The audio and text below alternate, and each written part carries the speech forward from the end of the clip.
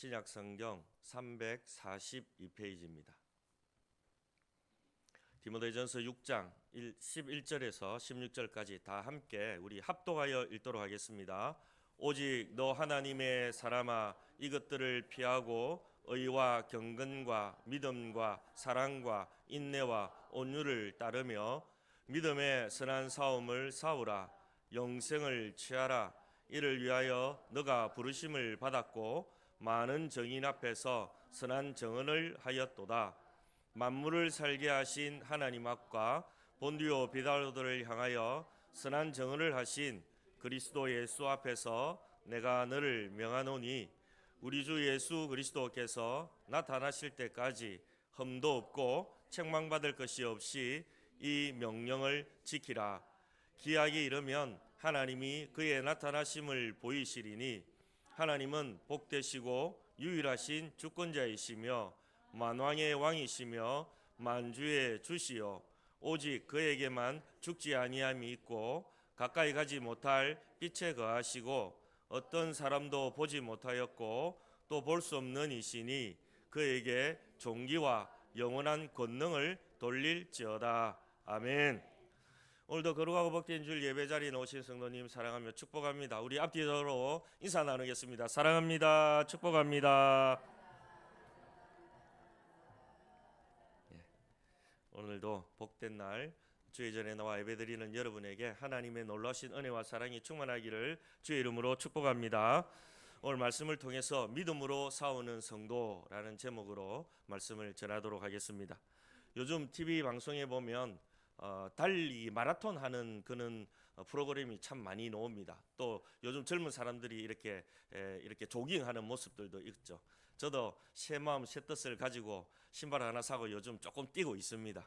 안 뛰다가 뛰니까 막 가슴이 되게 막 좀 쪼여오더라고요. 막 뛰니까. 근데 그렇게 좀 해야 된대요.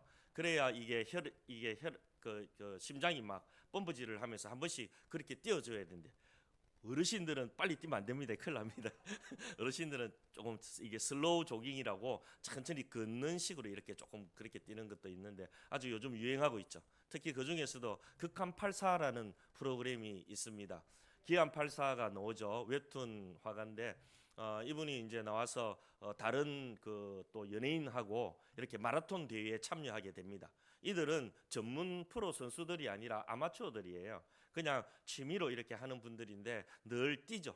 훈련 삼아서 이렇게 뛰는데 이분들이 마라톤 42.195km를 뛰는 그는 마라톤 대회에 많이 나갑니다.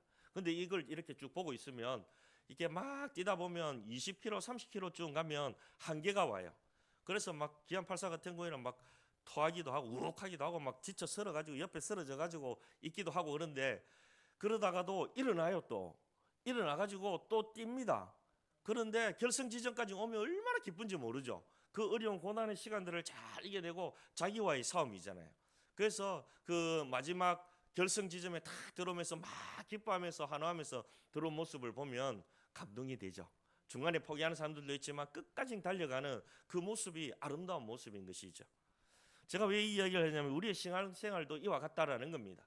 우리는요 잠깐 100m 선수처럼 막 빨리 달려가서 끝하는 그런 신앙생활이 아니라 우리는 마라톤처럼 꾸준하게 주님 부르실 때까지 달려가야 하는 그런 믿음으로 달려가야 하는 하나님의 사람들이다라는 것입니다. 그래서 우리는요 이런 긴 마라톤을 할 때는 체력 분배도 잘해야 되고 또 그것을 하기 위해서 훈련도 많이 해야 되고 그리고 또 이 긴 여정 속에서 우리는 권투 선수처럼 치열하게 또 영적인 전투를 하면서 살아가야 하는 것이 우리 그리스도인들입니다. 이 싸움은 단순히 뭐 체력이나 기술을 요하는 것이 아니라 이 싸움의 가장 큰 무기는 바로 믿음이다 라는 것을 우리에게 말씀하고 있습니다. 그래서 바울은 디모데에게 이렇게 얘기를 해요. 믿음의 선한 싸움을 싸우라 라고 권면하면서 성도의 삶이 단순한 그런 신앙생활이 아니라 영적 전쟁임을 얘기하고 있습니다. 여러분 싸운다라는 것은 전쟁이지 않습니까? 악한 사단과 싸움의 전쟁을 우리는 하고 있는 것이죠. 그래서 믿음의 선한 싸움을 싸우라라고 디모데에게 말씀하고 있습니다. 이 디모데는 바울이 낳은 영적 아들입니다. 그러니까 육체적인 아들이 아니라 영적인 아들, 복음으로 제자 만드는 그래서 이 디모데가 목회를 하는 어디서 에베소라는 지역에서 목회하는 목회자입니다. 디모데는. 그런데 이 에베소는 어떤 곳이냐면 문화와 상업이 상당히 발달한 곳입니다. 그러다 보니까 여기에 우상 숭배가 일어나게 되고 무엇보다도 그 안에서 세속적 욕망이 막 부릴 듯 일어나는 지역이 바로 이 에베소 지역입니다. 그러다 보니까 교회 안에도 거짓 교사들이 들어오게 되고 많은 사람들이 세속적 욕망에 가치관을 두고 잘 살고 부유하게 되고 그러기에 하나님보다 그쪽에 더 많은 가치관을 두고 살아가는 그런 시대였어요. 그럴 때 사도 바울이 디모데에게 주는 말이 오늘 우리가 읽었던 말이에요. 믿음의 선한 싸움을 싸워라. 그리고 영생을 취하라. 이것이 주는 오늘 본문의 핵심 내용입니다. 어떻게 보면 오늘 이 시대에 우리와 살아가는 시대와 너무 비슷하죠. 너무 살기 좋고 하나님 없어도 될 것 같고 돈만 있으면 될 것 같고 권력만 있으면 될 것 같고 내만 잘 살면 될 것 같고 그런 시대에 살아가면서 하나님은 우리에게 뭐라고 말씀하느냐라는 겁니다. 우리의 신앙생활은 그냥 가만히 있으면 흘러가는 그런 것이 아니라 우리는 치열하게 자기 자신과의 싸움 그리고 이 믿음의 영적 싸움에서 우리는 싸워 이겨나가야 하는 사람들입니다. 그래야 결승골인 지점에 들어갈 수 있습니다. 우리의 결승골인 지점은 어디입니까? 천국이잖아요. 광야와 같은 이 땅을 살아가면서 영적 전쟁을 치르면서 우리는 그 천국을 바라보면서 힘들고 어려워도 다시 일어나서 뛰어야 하는, 다시 신앙생활을 해야 하는, 힘있게 신앙생활을 해야 하는 그런 삶을 살아가고 있는데 그렇다면 이 광야와 같은 이 세상을 믿음에 싸우는 이 영적 전쟁에서 우리 날마다 질 수 없잖아요. 날마다 이겨야 되겠죠. 여러분 전쟁에서 이기고 싶죠? 그러기 위해서는 우리가 여러 가지 해야 할 일이 있다라는 거예요. 가만히 있어서는 이길 수 없다라는 거예요. 열심히 훈련도 해야 되고 열심히 해야 되는데 믿음의 선한 싸움을 싸우라 그랬잖아요. 믿음의 선한 싸움을 싸우기 위해서 세 가지가 필요해요. 그 이야기를 오늘 본문에 얘기하고 있습니다. 첫 번째는 피해야 할 것, 두 번째는 우리가 붙잡아야 할 것, 세 번째는 우리가 지켜야 할 것. 이것들을 가르쳐주고 있는 것이죠. 그래서 우리 오늘 본문을 통해서 좀 살펴보고 우리 모두가 영적 전쟁에서 믿음으로 싸움에서 승리하는 그런 삶이 되기를 주의 이름으로 축복합니다. 첫 번째는 믿음으로 싸우기 위해서 피해야 할 것을 얘기를 하고 있습니다. 6장 11절 같이 읽도록 하겠습니다. 오직 너 하나님의 사람아 이것들을 피하고 의와 경건과 믿음과 사랑과 인내와 온유를 따르며. 아멘. 우리가 믿음으로 살아간다라는 것은 단순히 교회만 이렇게 왔다 갔다 한다는 것이 믿음 생활 잘한다는 것이 아닙니다.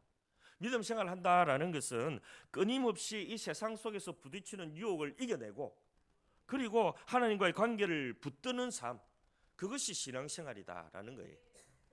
그런데 이 신앙생활에는 싸움이 있다라는 거예요. 우리를 그렇게 세상 유혹을 이기고 하나님과의 관계를 가지려고 하면 원수마귀가 자꾸 방해한다라는 거예요. 무엇으로? 세상 유혹으로, 세상이 좋은 것으로, 그리고 하나님과 관계를 깨뜨리고 육신의 편함을 쫓아갈 수 있도록 사탄이 자꾸만 유혹한다라는 겁니다. 이 싸움에서 우리가 반드시 피해야 할 것이 있다라는 거예요. 여러분 제일 잘하는 싸움은 싸우지 않는 게 제일 잘하는 싸움입니다. 맞죠? 전쟁해가지고 피 흘리고 피 튀겨가지고 싸움에서 이기는 것도 중요하지만 제일 중요한 것은 안 싸우고 이기는 것이 제일 싸움 잘하는 것이죠. 잘못된 싸움에 휘말리면 믿음의 싸움은 시작도 못하고 그렇게 무너져 버릴 수가 있습니다. 오늘 본문에서 바울은 디모데에게 이렇게 말합니다.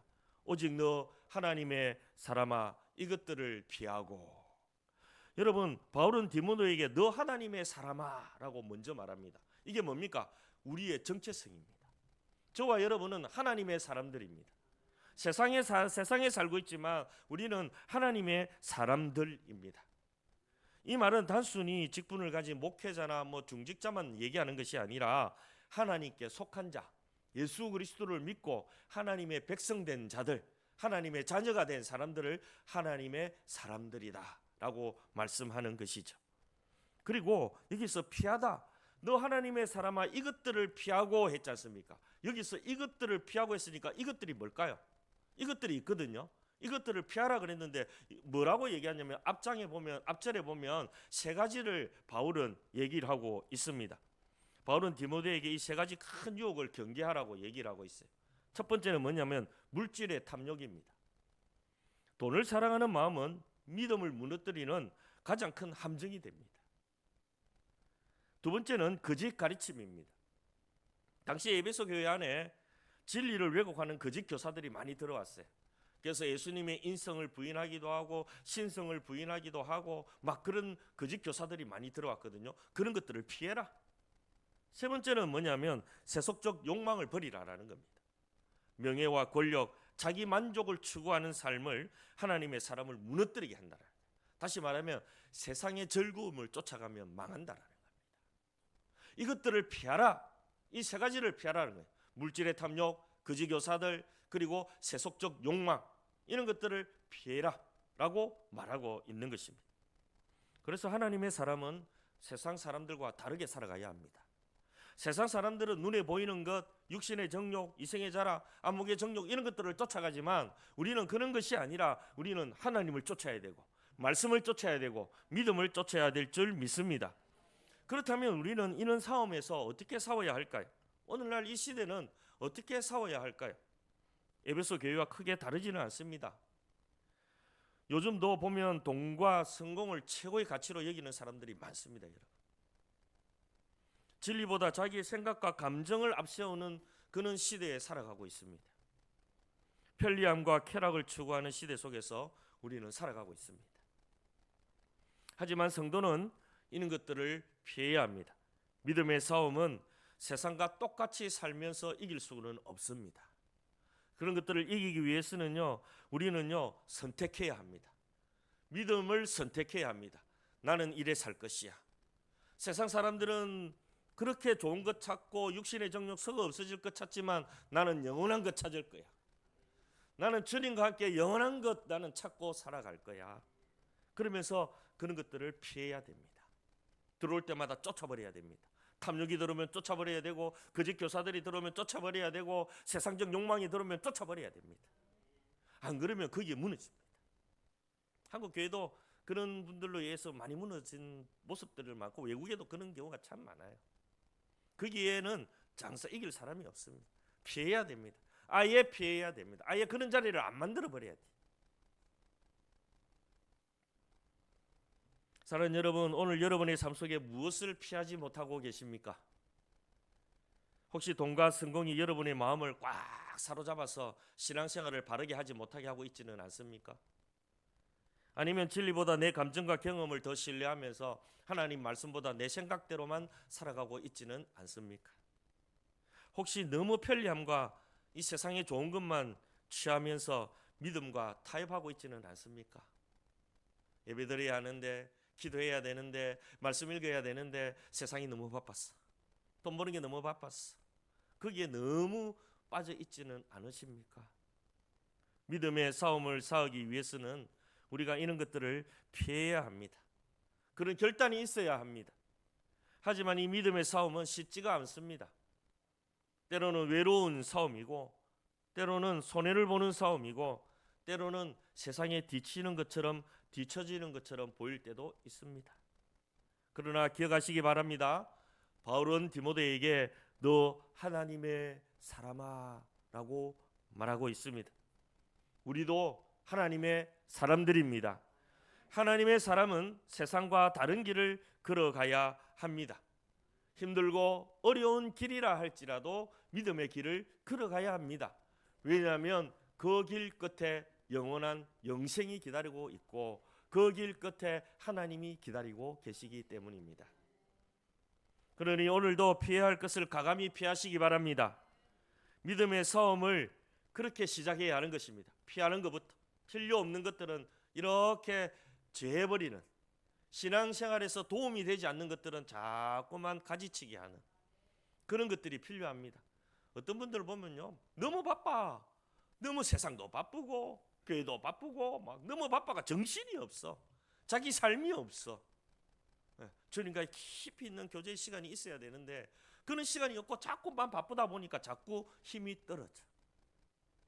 하나님부터 공급을 받아야 힘이 생기는데 우리 밥을 먹어야 힘이 생기잖아요. 영혼의 양식인 말씀을 먹어야 힘이 생기는데 그거 먹을 시간도 없어. 너무 일만 해. 여러분 일벌레가 되면 어찌 되는 줄 아십니까? 지쳐버립니다. 나중에 아무것도 하기 싫어지는 그런 경우가 올 수 있단 말이에요. 그래서 늘 우리 자신을 돌아봐야 돼. 쉴 때는 쉬어주고, 예, 또 카페 같은 데 가서 커피도 한잔 하시고, 그리고 음악도 좀 들으시고, 취미생활도 좀 하시면서 신앙생활도 열심히 하는 겁니다. 우리는 주님을 위해서 그런 것들을 그렇게 하면서 영혼의 힘을 팍 키워나가야 되는 거예요. 여러분, 피할 거 피하시기 바랍니다. 물질의 탐욕 피하십시오. 거짓 가르침 피하십시오. 그리고 세상적 욕망도 피하시기 바랍니다. 그러면 승리하는 거잖아요. 예, 그게 물려들면 거기서부터 힘들어지는 거예요. 두 번째 해야 할 것은, 믿음으로 싸우기 위해서는 붙잡아야 할 것은 붙잡아야 한다. 피하고만 다니면 걱정이 되잖아요. 붙잡을 거 붙잡아야 되는 거죠. 내가 뭔가가 있어야 싸움에 무기가 있어야 싸울 거 아닙니까? 이 생은 마치 경기장과 같습니다. 운동선수가 경기에 나가게 되면 그전에는 막 피땀 흘려서 일해요. 막 열심히 훈련을 해요. 그러나 경기장에 딱 나가면 어떻게 합니까? 최선을 다하죠. 넘어져도 일어나고. 권투 선수들 보세요. 다운됐다고 끝납니까? KO되지 않은 다음에는 일어나잖아요. 일어나서 또 붙고 또 붙고. 옛날에 우리나라 선수 중에 7.8기 선수 있어요. 권투 선수 홍수환 선수라고 있어요. 7번 넘어졌는데 8번째 일어나가 승리한 사람이에요. 그래서 7.8기라는 말이 나왔어요. 7번 다운됐는데도 대단하지 않습니까? 그 끈기요. 우리에게도 이는 야성이 있어야 돼요. 믿음에도.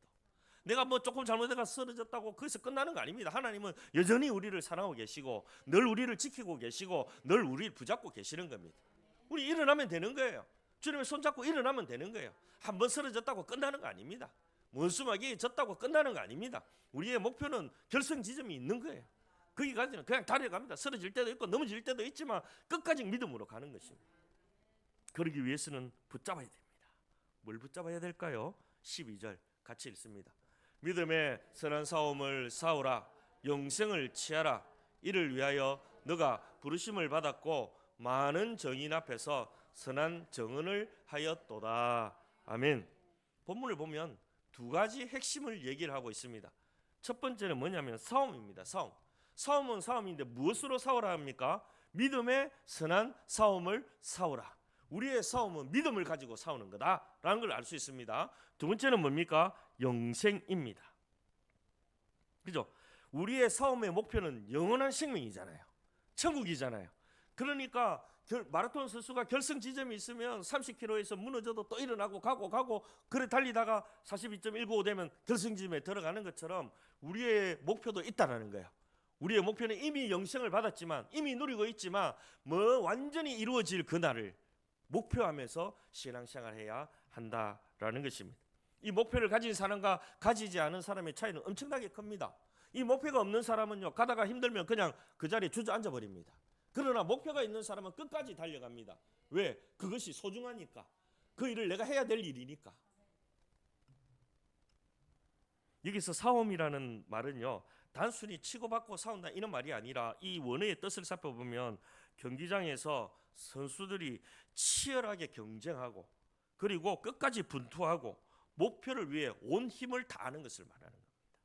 우리의 신앙생활이 이렇게 되기를 축복합니다. 그냥 허지부지하게 그런 신앙생활을 하는 것이 아니라 정말로 그 선수가 뭐 금메달 따기 위해서 피 튀기기 노력하고 절제하고 최선을 다하는 것처럼 우리의 신앙생활도 이렇게 되기를 바랍니다. 소극적인 태도가 아니라 적극적인 태도고 적극적인 싸움인 것이죠. 그런데 이 싸움의 무기가 칼이나 창이 아니라 바로 뭐라고요? 계속 제가 얘기하고 있잖아요. 오늘 설교 제목도 나오고 계속 나오잖아요. 뭐예요? 믿음.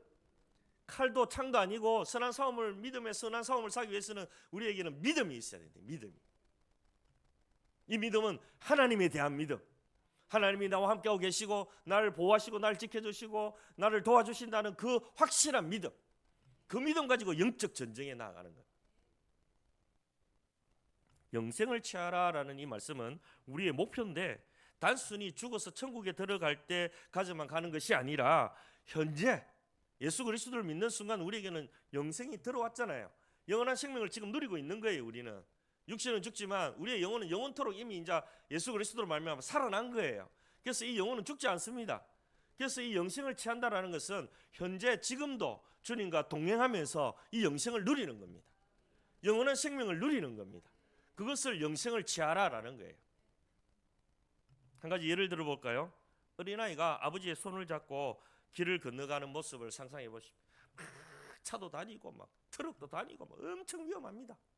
그런데 아무리 요란해도 아이는 두려워할까요? 두려워하지 않을까요? 두려워하지 않습니다. 아버지 손잡고 가니까, 아버지가 자기 지켜줄 것 같으니까. 그러니까 아무 두려움이 없는 거예요. 아무리 요란하고 막 사람이 많고 해도 아이는 두려워하지 않습니다. 엄마 손, 아빠 손만 잡고 있습니다. 우리 믿음의 싸움도 마찬가지입니다. 우리가 붙잡아야 할 것은 내 힘이나 경험이 아니라 바로 하나님 아버지의 손입니다. 하나님 아버지의 손. 이 손은 우리를 돕기도 하고 하나님의 말씀을 주시기도 하고 또 우리를 지켜나가는 힘이 되는 것입니다. 우리가 붙잡아야 할 것은 하나님이십니다. 하나님 아버지의 손을 붙잡고 나가면 믿음에서 당연히 우리는 승리하게 되는 것입니다. 아무리 약한 사단이 우리 앞에 크게 큰 장애물처럼 있다 할지라도 두려워할 이유가 없는 것입니다. 왜냐하면 우리 하나님 아버지는 말씀 한마디로 그것을 없애버릴 수 있는 분이시기 때문에 그렇습니다. 사랑하는 여러분, 오늘 우리의 삶에도 수많은 싸움이 있습니다. 경제적인 어려움, 관계의 갈등, 건강의 문제, 이는 싸움 앞에서 우리는 흔들리기가 쉽습니다. 그러나 바울의 말씀은 오늘 우리에게도 똑같이 적용됩니다. 믿음의 싸움은 단순히 교회 안에서만 일어나는 것이 아닙니다. 이 믿음의 싸움은 직장에서, 가정에서, 사회 속에서 여러분이 가는 곳곳마다 이 영적인 싸움은 일어나게 되어져 있습니다. 이러한 시대에 우리는 더욱 우리가 붙잡아야 할 것은 바로 믿음이다라는 것입니다. 하나님에 대한 믿음 말입니다. 그러므로 우리가 싸워야 할 믿음의 싸움은 끝까지 붙잡는 싸움입니다. 무엇을 붙잡느냐가 믿음의 승패예요. 승리의 승패예요. 세상에 썩어 없어질 것 잡으면 끊어집니다. 그러나 영원하신 하나님의 손을 붙잡으면 영원합니다.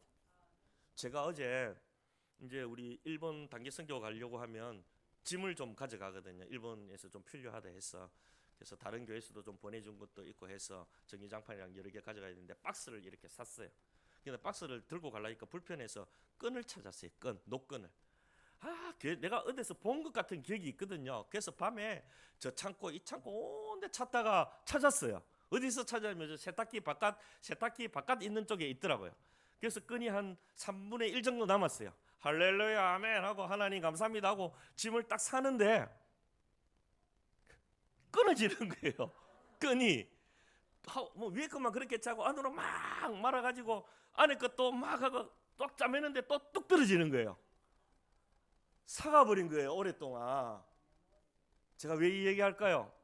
썩은 동아줄 잡으면 끝나는 거예요. 그냥 끈은 똑바로 보기 좋은데 그거는 그냥 쓸모없는 거예요. 그게 뭔지 압니까? 이 세상의 끝을, 우리가 피해야 할 끝을, 이런 것들은 잡아봤자 다 끊어져요. 그러나 하나님의 손, 하나님의 말씀, 하나님의 능력, 하나님께서 우리에게 주시는 믿음, 이걸 붙잡으면 끊어지지 않는 삼겹줄보다 더 강한 믿음의 끈을 가지고 영생을 취하면서 목표를 보면서 우리는 달려갈 줄 믿습니다. 여러분 모두 이 붙잡아야 될 것 꼭 붙잡고 살아가시기 바랍니다. 이거 놓치면 안 돼요. 썩은 동아줄 잡으면 끊어집니다. 그래가 제가 어제 새로 하나 샀어요. 저녁에. 오늘 다시 이제 해야 되니까 새 끈 샀어요. 세 번째, 믿음으로 싸우기 위해서는 끝까지 지켜야 할 것이 있다. 피할 것이 있고 내가 붙잡아야 할 것이 있고 지켜야 할 것이 있다라는 거예요. 붙잡는 것과 지키는 건 틀리죠. 붙잡는 것은 그냥 붙잡고만 있는 것이고 지키는 것은 끝까지 안 뺏기려고 하는 거죠. 우리의 믿음에 싸우기 위해서는 끝까지 지켜야 할 게 있습니다. 그것을 바울은 14절에 이렇게 말씀합니다. 같이 읽겠습니다. 우리 주 예수 그리스도께서 나타나실 때까지 험도 없고 책망받을 것도 없이 이 명령을 지키라. 아멘. 여기서 이 명령은 문자적으로 볼 수도 있지만 하나님의 말씀이기도 하지만 율법 조항뿐만 아니라 복음의 진리 그리고 신앙의 고백도 함께 포함되어 있는 것입니다. 당시 로마 제국은 기독교 신앙을 인정하지 않고 박해했습니다. 그러다 보니까 복음 전하는 일들이 쉽지가 않았습니다. 예수님도 빌라도 앞에서 복음 전하다가 십자가를 전하다가 그렇게 돌아가셨죠. 십자가에 달렸죠. 바울은 그 장면을 떠올리면서 디모데에게 말하는 겁니다. 예수님이 끝까지 진리를 지켰듯이 너도 끝까지 계명을 지켜라. 진리를 지켜라. 말씀을 지켜라. 신앙을 지켜라 라고 말하고 있는 것입니다. 바울은 디모데에게 주께서 나타나실 때까지, 주 예수 그리스도께서 나타나실 때까지, 이게 무슨 말입니까? 주님 재림하실 때까지. 주님이 땅에 오셨다가 십자가를 지시고 죽으시고 3일 만에 부활의 하늘나라 승천하셨잖아요. 그 주님은 다시 오신다고 약속하셨거든요. 그 주님이 다시 오실 때까지 흠도 없고 책망받을 것도 없이 이 명령을 지켜라. 진리를 지켜라. 말씀을 지켜라. 신앙을 지켜라 라고 말씀하고 있는 것입니다. 사랑하는 여러분, 믿음의 싸움은 끝까지 지키는 것이 중요합니다. 중요한 걸수록 여러분 더 지키려고 애쓰지 않습니까? 예수님께서 빌라도 앞에서 진리를 증언하고 끝까지 십자가를 지신 것처럼 우리도 끝까지 믿음을 지키면서 살아가야 합니다. 그렇다면 오늘 우리의 삶 속에 우리는 무엇을 끝까지 지켜야 할까요? 오늘 말씀처럼 우리는 세상의 유혹 그리고 압박들이 많이 들어옵니다. 삶 속에 우리는 육신을 입고 있기 때문에, 연약하기 때문에 여러 가지 우리를 힘들게 하는 것들이 많이 있어요. 믿음 생활하지 못하게 만들려고. 그럴 때마다 우리가 해야 할 게 있는데, 끝까지 지켜야 할 게 있는데, 이것은 뭐냐면 첫째는 직장이나 가정에서나 세상에 끊임없이 우리를 유혹하고 타협하고 막 그렇게 할지라도 우리가 해야 할 것은 말씀을 지켜야 한다. 아무리 세상이 혼탁해지고 아무리 내 삶이 힘들고 어려워도 우리는 하나님의 말씀, 변함없는 이 하나님의 말씀은 지켜나가야 하는 것입니다. 세상과 타협해서는 안 되는 것입니다. 세상이 아무리 우리를 흔들어도, 사탄이 우리를 아무리 힘들게 해도 이 하나님의 말씀만은 붙들어야 되는 것입니다. 여러분 안에 이 하나님의 약속의 말씀들이 충만하기를 주의 이름으로 축복합니다. 두 번째는 신앙의 고백을 끝까지 지켜야 합니다. 사람들 앞에서든 죽음 직전에서든 나는 예수님을 믿습니다. 예수님은 나의 구주십니다. 예수님은 나를 살리기 위해 이 땅에 오신 하나님의 아들이십니다. 라는 이 믿음의 고백을 끝까지 지켜야 한다는 겁니다. 그리고 소망을 지켜야 합니다. 예수님 다시 올 날을 바라보면서 흔들리지 않아야 된다는 거예요. 소망을 잃어버리지 마십시오. 주님 다시 오신다 했고 언젠가 우리가 그 앞에 서게 될 것입니다. 천국 우리를 기다리고 있습니다. 영생은 우리의 것입니다. 그러므로 이 소망은 끝까지 지켜나가는 겁니다. 예수님 다시 오실 날을 바라보면서 흔들리지 않는 삶, 이게 믿음을 지키는 삶이에요. 바울은 디모데에게 예수 그리스도께서 나타나실 때까지 흠도 없고 책망받을 것도 없이 명령을 지켜라 라고 말하고 있습니다. 아버지가 아들에게 주는 그는 마음이죠. 하나님이 자녀인 우리에게 주시는 마음이에요. 우리도 끝까지 지켜야 합니다. 하나님의 말씀을 지키고 신앙을 지키고 소망을 지키는 성도가 되어야 합니다. 그러면 하나님께서 우리를 끝까지 붙들어 주시고 결국 승리의 자리로 인도해 주실 것입니다. 그러므로 여러분 모두 세상 풍파에 흔들리지 마시고 끝까지 믿음을 지키고 싸우는, 그리하여 승리하는 여러분 되시기를 주의 이름으로 축복합니다. 말씀을 정리합니다. 오늘은 믿음으로 싸우는 성도라는 제목으로 말씀을 살펴보았습니다. 믿음의 싸움은 단순히 한순간의 결단이 아니라 우리의 평생의 여정입니다. 우리는 먼저 피해야 할 것을 피해야 합니다. 세상의 욕망, 탐욕, 거짓된 가르침을 멀리하며 살아야 합니다. 우리는 반드시 붙잡아야 할 것은 붙잡아야 합니다. 영생의 소망과 믿음은 끝까지 우리가 움켜쥐고 있어야 할 것입니다. 그리고 우리는 끝까지 지켜야 할 것은 지켜야 합니다. 하나님의 말씀과 신앙의 고백, 주님 계명, 영원한 소망은 주님 오실 날까지 흔들림 없이 지키고 살아가야 합니다. 우리가 이렇게 믿음으로 싸우며 사는 생활은 쉽지가 않습니다. 많이 외롭고 많이 힘들고 많이 어렵습니다. 그러나 기억하시기 바랍니다. 우리는 하나님의 사람입니다. 옆에 분에게 인사합시다. 당신은 하나님의 사람입니다. 그렇습니다. 우리는 하나님의 사람들입니다. 그래서 하나님께서 우리를 부르셨고 우리를 붙들어 주시고 승리하게 하실 것입니다. 승리는 우리의 것이 아니라 우리를 끝까지 붙들어 주시는 하나님의 것이기 때문에 그렇습니다. 여러분 모두 혼탁한 이 시대 영적 전쟁에서 지지 마시고 믿음으로 싸우는 거룩한 하나님의 사람들이 되어서 먼 훗날 하나님 앞에 섰을 때 영광의 면류관을 쓰는 은혜가 있기를 축복합니다. 그리고 이 땅에 살아가는 날 동안에도 날마다 승리의 계가를 주님 앞에 부르며 찬송하며 나아가는 믿음의 사람들이 되시기를, 하나님의 사람들이 되시기를 주의 이름으로 축복합니다. 오늘 말씀을 생각하면서 함께 통성으로 기도했으면 좋겠습니다.